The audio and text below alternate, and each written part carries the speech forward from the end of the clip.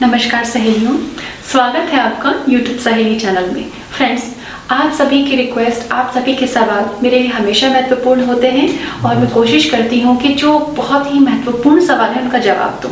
ऐसा ही एक सवाल आज मैंने चुना है जो आप सभी पूछते हैं कमेंट्स में, जिसका जवाब केवल कमेंट में देना पॉसिबल नहीं होता क्योंकि बहुत अच्छे से एक्सप्लेन करना पड़ता है। तो उसी सवाल को आज की वीडियो में एक्सप्लेन करूँगी क्योंकि वो हमारी बहुत सारी सहेलियों का सवाल है। वो सभी इस विषय को जानना चाहती हैं। सवाल ये है जो हमारे व्यूअर ने पूछा है कि महिला में अंडे कब निकलते हैं और हमें संपर्क किस दिन रखना चाहिए। बिल्कुल ज़रूरी सवाल है और यही चीज़ जानना ज़रूरी है जब आप बेबी प्लान करते हैं। जब भी आप गर्भधारण की तैयारी करते हैं तो आपको केवल ये चीज़ समझ आनी चाहिए कि एग कब रिलीज होता है, उसके लक्षण क्या हैं। एग जब निकलता है, अंडा जब निकलता है तो उसको हम ओव्यूलेशन कहते हैं, अंडोत्सर्ग कहते हैं, ओव्यूलेट होना। फॉलिकल के अंदर से जो मैच्योर फॉलिकल है वो रप्चर होता है, फूटता है और उसके अंदर से एग रिलीज होता है, इसको हम ओव्यूलेशन कहते हैं। महिला का शरीर इसके कई लक्षण देता है और उस समय संपर्क रखने से गर्भधारण हो जाता है। लेकिन इस विषय पर एक जो बहुत ज़रूरी चीज़ है वो मैं आपको बताना चाहूँगी कि बहुत सारी महिलाओं को ओव्यूलेशन नहीं होता। उनको पीरियड्स तो आते हैं लेकिन उनको ओव्यूलेशन नहीं होता है। और अगर आपको ओव्यूलेशन ही नहीं होगा तब आप कौन से दिन काउंट करेंगी, किन लक्षणों को समझेंगी। ओव्यूलेशन नहीं होने का प्रमुख कारण जो आजकल देखा जा रहा है, जो बहुत ज़्यादा लोगों में मैंने ऑब्जर्व किया है, उनको सलाह दी है, पोषण की कमी। हमारे खान पान में वो महत्वपूर्ण पोषक तत्व नहीं उपलब्ध हैं जो कि एग को डेवलप करने, फॉलिकल के रप्चर होने, यूट्रस और ओवरीज की तरफ फ्लो बढ़ाने के लिए चाहिए। और उनमें से एक महत्वपूर्ण चीज़ है omega 3 fatty acids. Omega 3 fatty acids fish में पाया जाता है, अखरोट में पाया जाता है, फ्लैक्सीड में पाया जाता है, लेकिन हमारे प्रमुख खान पान में ये चीज़ें एब्सेंट होती हैं। जो लोग वेजिटेरियन हैं उनके लिए तो ये बहुत ही कम हो जाता है क्योंकि अखरोट और फ्लैक्सीड हमारे रूटीन में शामिल नहीं होता। जो लोग जागरूक हैं वही लेते हैं और इस तरीके से जो चीज़ आपके रूटीन में नहीं है वो आपके शरीर में कम होती है और इस वजह से बहुत ज़्यादा महिलाओं को ओव्यूलेशन ठीक से नहीं होता। सर्वाइकल म्यूकस जो चिपचिपा डिस्चार्ज ओव्यूलेशन की निशानी है जो उस समय रिलीज होता है महिला के शरीर में नहीं बनता। अब ओमेगा 3 की पूर्ति कैसे करें? कई बार ओमेगा 3 की कमी से एग रिलीज नहीं होता, एग रिलीज भी हो जाता है, एग की क्वालिटी अच्छी नहीं आती। अगर फर्टिलाइज भी हो जाता है वो एग जिसकी क्वालिटी अच्छी नहीं है तो यूट्रस में आरोपित होने में समस्या आती है, तो अर्ली मिसकैरेज होता है। तो केवल एक चीज़ आपकी हेल्प कर सकती है और जब कोई चीज़ हमारे रूटीन के फूड में एब्सेंट है तो हमको उसका सप्लीमेंट लेना चाहिए। सप्लीमेंट दवाएं नहीं होती, सप्लीमेंट पोषक तत्व होते हैं जो हमारे खाने में एब्सेंट है तो हमको अलग से लेना चाहिए।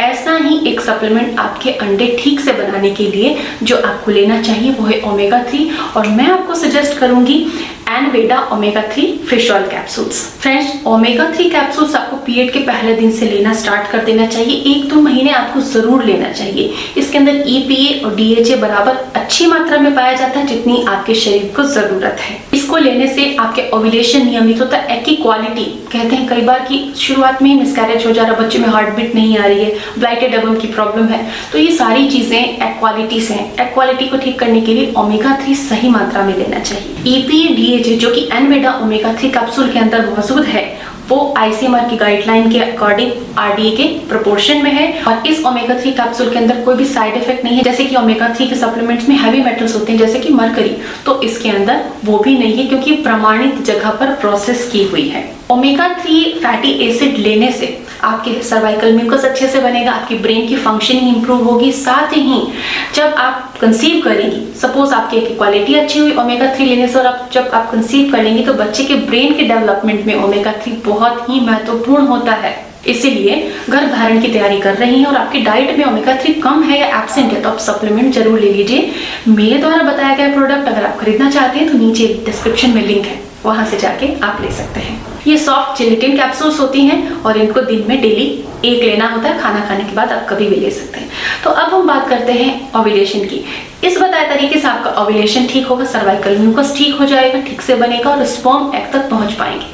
अब बात आती है संपर्क की कि हम संपर्क कैसे रखें। तो फ्रेंड्स, ये समझ लें कि एक महिला के शरीर में स्पर्म की लाइफ, एक बार अगर स्पर्म महिला के शरीर में प्रवेश करते हैं तो कम से कम 3 से 4 दिन तक वो जीवित रहते हैं। तो जब भी आपको ओव्यूलेशन के लक्षण महसूस हो, चिपचिपा डिस्चार्ज आए, ब्लोटिंग फील हो, पेट में एक तरफ क्रैम्प हो रहा हो, तो सारे लक्षण बताएंगे कि अंडा रिलीज होने वाला है। उस समय अल्टरनेट डेज, एक दिन छोड़कर एक दिन संपर्क में रहने से आपके बॉडी में स्पर्म अवेलेबल होंगे और जब भी एग निकलेगा, क्योंकि एग 24 घंटे के लिए ही अवेलेबल होता है, तो वो फर्टिलाइज हो जाएगा।